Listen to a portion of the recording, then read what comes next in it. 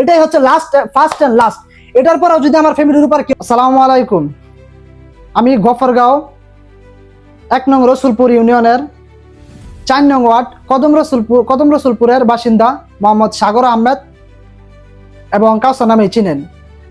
আমার দাদার নাম হচ্ছে মোহাম্মদ হাফিজ উদ্দিন এবং আমার বাবার নাম হচ্ছে মোহাম্মদ বিলাল উদ্দিন এবং আমার কাকার নাম হচ্ছে মোহাম্মদ আলম মিয়া এবং আমার ছোট কাকার নাম হচ্ছে মোহাম্মদ মানিক মিয়া।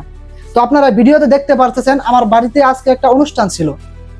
তো এই অনুষ্ঠান চলাকালীন আমার এই পাশের বাড়ির ওদের সাথে আমাদের দীর্ঘদিনের শত্রুতা নিয়ে একটা ঝামেলা চলতেছে। তো ওই ঝামেলাকে কেন্দ্র করে ওরা আজকে আমার বাড়িতে অনুষ্ঠান হইতেছে, ছোট ভাইয়ের বিয়ে ছিল। তো আমার বাড়িতে অনুষ্ঠানের ভিতরে ওরা আইসা অতর্কিতভাবে আমাদের যত ফ্যামিলি আসলো ফ্যামিলির লোককে হামলা করে, মারধর করে। এবং আপনারা স্ক্রিনে দেওয়া লোকটাকে দেখতে পারতেছেন, এখানে আছে যিনি এই হামলার মূল যে ছেলেটা, ওর বাপ হচ্ছে আদু করিম এবং ওর বড় ছেলে হচ্ছে আলহাজ। উনি কিন্তু একজন মাদক ব্যবসায়ী এবং প্রত্যেক দিন মাদক সেবন করে। এবং ওর যে মেজো ছেলে ইলিয়াস, ও কিন্তু প্রত্যেকদিন মাদক সেবন করে এবং দীর্ঘদিন যাবৎ ওদের সাথে আমাদের শত্রুতা চলতেছে। এই শত্রুতা নিয়ে ওরা বহুদিন আমাদের ফ্যামিলিকে মারধরে হুমকি দিচ্ছে এবং আমার বাপকে অলরেডি একবার মারার পরে আমার বাপ কিন্তু হসপিটালে ভর্তি ছিল। তো তারপরে ওই বিষয়টা কিন্তু ওই হসপিটালে ভর্তি হওয়ার পরে কিন্তু আবার বিষয়টা চেয়ারম্যান পর্যন্ত পৌঁছেছিল, তার আবার মাপটাও চাইছে। কিন্তু আবার আসার পর থেকে সেম কাহিনী করতেছে আমার ফ্যামিলির সাথে, সবসময় দাও সল নিয়ে আমার ফ্যামিলির মানে আমার বাড়ি ঘরের আশেপাশ দিয়ে ঘোরাফেরা করে, সবসময় মারতে চাই। তো দেখতে পারতেছেন এই স্ক্রিনের ভিতরে যে লোকটা এই যে এখানে আছে, একটা হচ্ছে আলহাজ দাড়িওয়ালা আর আরেকটা যে নীল শার্ট পরে দাঁড়িয়ে আছে ইলিয়াস। প্রত্যেকটা আমাদের গ্রামের প্রত্যেকটা লোক জানে এরা কিরকম আর কতদিন ধরে এদের সাথে আমাদের শত্রুতা চলতেছে।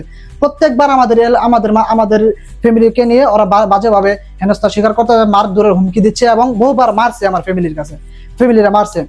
তো আজকে এরকম ভাবে মারধর করে আমার ঘরটর ভাঙছে, তারপরে মানুষ মারছে। তো আমি এই সমাজের লোকের কাছে আমি এটা বিচার চাই। আমাদের কদম রসুলপুরের যত বাসিন্দা আছেন এবং যত নেতাকর্মী আছেন, আপনাদের দৃষ্টি আমি আকর্ষণ করতেছি, যত দ্রুত সম্ভব আপনারা এর কোনো ডিসিশন নেন, কি করবেন, কারণ এরা অতর্কিত ভাবে আমাদের ফ্যামিলির উপর হামলা চালাচ্ছে। বিনীত নিবেদন এই যে আমার যত এলাকার নেতাকর্মী আছেন, মোহাম্মদ লাল মিয়া উনি হচ্ছে আমার যেটা খুব শ্রদ্ধা করি উনিকে আমি, এবং ও আমাদের পাশের একজন আছে মোহাম্মদ আকরাম, তারপরে আমার আরেকজন খালু আছে জয়নাল মোহরি বললে চিনেন। ওনারা বহুদিন এই বিষয়টা মানে ওদের আগেও কিন্তু দরবার হয়েছে, যাকে সালিশ বলা হয়, সালিশের মাধ্যমে কিন্তু ওরা আমার ফ্যামিলির কাছে মাফটার চাইছে, কিন্তু ওরা মানে না।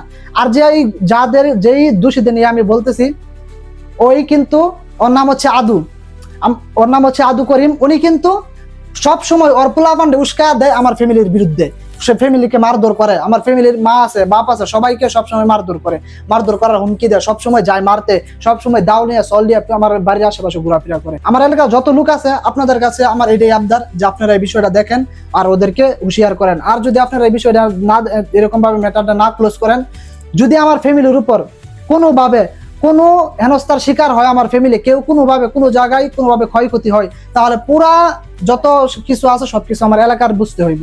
কারণ আমার এলাকায় যদি আমি এটা এই বিচার না পাই, তাহলে তো আমি এই এলাকার আমি তো এলাকার বাসিন্দা হিসেবে আমি দাবি করতে পারি না। দাবি রইল এটাই যে আপনারা দ্রুত এদেরকে কি করবেন আপনারা করেন। কারণ আমার ফ্যামিলির, যদি আমি আবারও বলতেছি, আমার ফ্যামিলির যদি কোনো ক্ষয়ক্ষতি হয়, আমার ফ্যামিলির যদি কেউ কোনোভাবে কোনো জায়গায় ক্ষয়ক্ষতি হয়, তাহলে বুঝবেন এরাই করছে। আর আমার যত কিছু হইব আমার সকল সমাজের লোকের বুঝতে হইব, কারণ সমাজকে আমি বহুবার জানিয়েছি, ওরাও কিন্তু এই বিষয়টা দেখছে, দেখার পরে তারপরেও কিন্তু ওরা মানতেছে না। কিন্তু আর নেক্সট বার যদি আমার ফ্যামিলির উপর আরো কোনো বড় ভয়াবহজনক যদি কোনো কিছু হয়, তাহলে আমি কিন্তু এটা মানবো না। এর বিপরীতেও কিন্তু ওদেরকে পাল্টা জবাব দেওয়া হবে। একজনকে যদি আমার ফ্যামিলির একটা লোককে যদি একটা বার লাঠির আঘাত দেয়, আমি ওদেরকে 10টা লাঠির আঘাত দিব, কিন্তু ততক্ষণ পর্যন্ত দিব না যতক্ষণ পর্যন্ত আমার এলাকার যত লোক আছে তাদের রায় আমি যতক্ষণ পর্যন্ত না শুনবো। কিন্তু রায় শোনার পরে আমার এলাকার লোকের যখন রায় দিবে, রায় দেওয়ার পরে যদি তারপরেও এটাই হচ্ছে ফার্স্ট এন্ড লাস্ট, এটার পরেও যদি আমার ফ্যামিলির উপর কেউ যদি কোনোভাবে কোনো আঘাত করে, একটা আঘাত যদি আমার ফ্যামিলির উপর দেয়, আমি 10টা আঘাত করে দিব, এটা আমি বলে দিলাম। যদি আমার ফ্যামিলির কেউ কোনো ক্ষয়ক্ষতি হয়, আমার এলাকার লোকের বুঝতে হইব, কারণ এলাকার আমার গণ্যমান্য লোক আছে, সব নেতাকর্মী আছে, আপনারা এই বিষয়টা দেখেন, এটাই আপনাদের কাছে আবেদন। আসসালামু আলাইকুম, আপনারা সকলে ভালো থাকবেন।